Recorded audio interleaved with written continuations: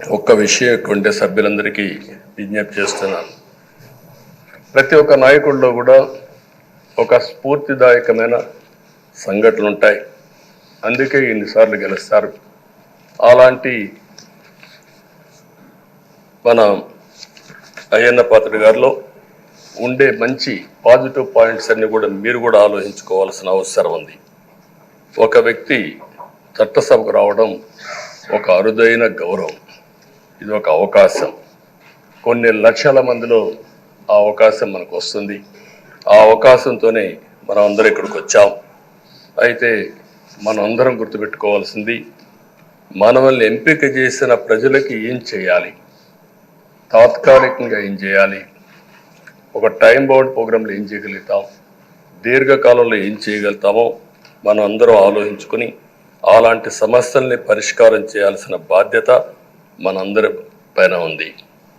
అంతేకాకుండా ఈరోజు ఎక్కుండే ఎమ్మెల్యేలందరినీ కోరుతున్నాం, మనందరి పైన ఒక పవిత్రమైన ఉన్నతమైన బాధ్యతని తెలుసుకోవాల్సిన అవసరం ఉంది. చట్టసభల్లో సభ్యుల ప్రవర్తన, వ్యాఖ్యలు, చర్చలు, మనం ఏదో ఇక్కడ అపోజిషన్ ఉంటే అపోజిషన్కే జవాబుదారితనం, వాళ్ళ మీద మాట్లాడాలనే ఆలోచన కాకుండా మనం మాట్లాడే విషయాలు రాష్ట్రం మొత్తం ప్రజలంతా వాచ్ చేస్తూ ఉంటారు. మీ నియోజకవర్గంలో ఉండే ప్రజానీకం వాచ్ చేస్తారు, రాష్ట్రం అంతా వాచ్ చేస్తారు.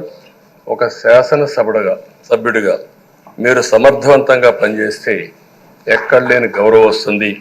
దానికి మనందరం కృషి చేయాల్సిన అవసరం ఉంది. అయితే ఓసారి బాధేస్తుంది, గడిచిన 5 సంవత్సరాలు శాసనసభ అంటే చాలా భిన్నంగా నడిచింది. ఎంతో పవిత్రమైన శాసనసభను గత ప్రభుత్వం ఒక వికృతమైన పోకడలు, నీచ రాజకీయాలు, వ్యక్తిత్వ హననానికి ఒక వేదికగా చేశారు. ఇదే అసెంబ్లీలో దూషణలు, బూతులు, విక్రింతలు, కక్ష సాధింపులు, మైకు లేకుండా పోవడం ఒకటి కాదు, చాలా సమస్యలు వచ్చాయి.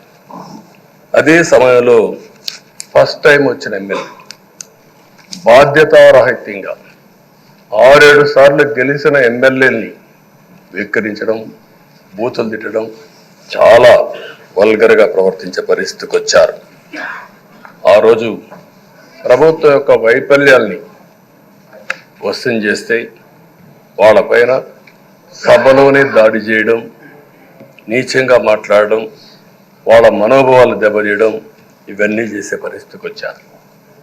ఇక్కడుండే నాయకులు నేను చూశాను. ఆ రోజు తెలుగుదేశం పార్టీ 23 మంది గెలిచాం. జనసేన లేరు, బీజేపీ లేరు. కానీ ఆ 23 మందిని గెలిచినాక ఇదే అసెంబ్లీకి వస్తే వాళ్ళు ప్రవర్తించిన తీరు మీరు చూస్తే చాలా బాధాకరంగా ఆ రోజు పనిచేసే పరిస్థితికి వచ్చారు. ఆ రోజు ఒక్క విషయం మీరు చూస్తే, నేను కూడా ఇదే హౌస్లో చాలా బాధపడిన సందర్భం రోజు ఉంది. మెంబర్స్ అందరం ఉన్నాం. నన్ను గురించి, నా కుటుంబాన్ని గురించి ఇష్టానుసారంగా మాట్లాడితే కనీసం యాక్షన్ తీసుకోవడానికి నాకు మైక్ ఇవ్వమని అడిగాను. మేము నిరసన తెలియజేసి ఎడతామని మైక్ అడిగితే మైక్ ఇవ్వలేదు. ఇవ్వకుండా మీరు చూస్తే మామూలు సంఘటన కాదు.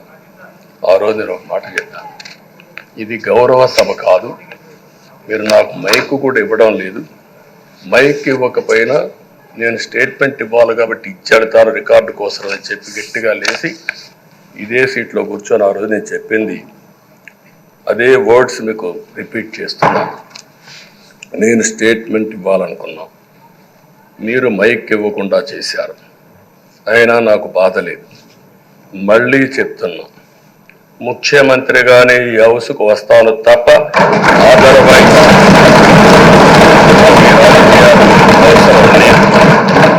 ఇది ఒక గౌరవ సభ కాదు. ఇలాంటి గౌరవ సభలో నేనుండనని మరొక్కసారి చెప్తూ మీకు నమస్కారం.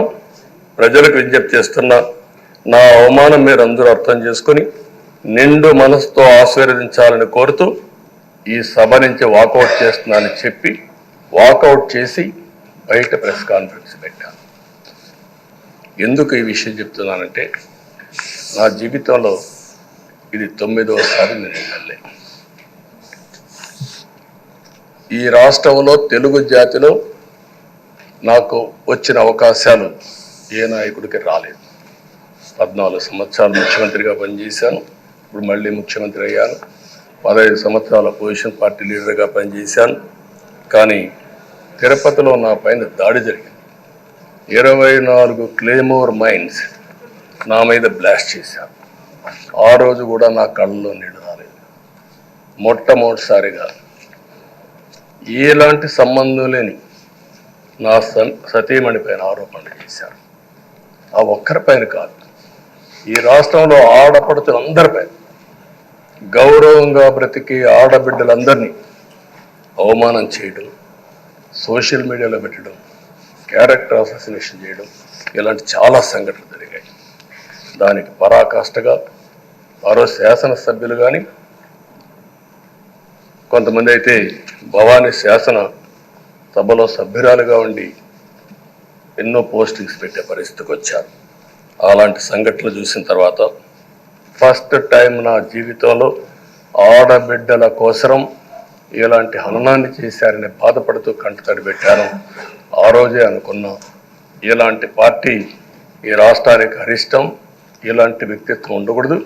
మళ్ళీ ఈ రాష్ట్రాన్ని గౌరవ సభ చేసి హోందాగా నడిపించే వరకు నేను పనిచేస్తానని చెప్పి ఒక శపథం చేశాను.